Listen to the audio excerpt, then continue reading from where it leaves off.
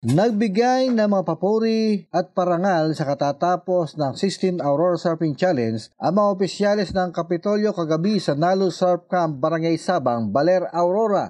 I'm congratulating all of you for joining the surfing competition, and we hope that makikita pa rin kayo namin dito next year.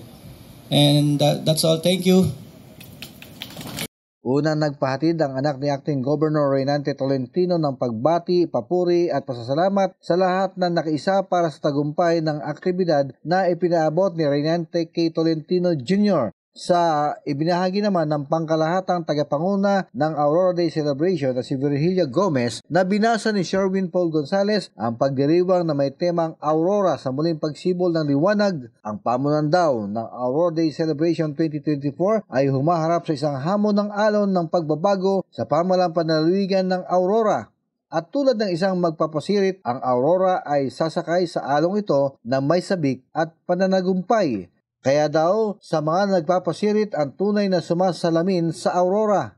Ang kultura ng pagsakay at pagupo sa alon, ito daw ang ating katauhan. Binati din ito ang mga nanalo at mga lumahok para sa nasabing pasirit sa mga alon.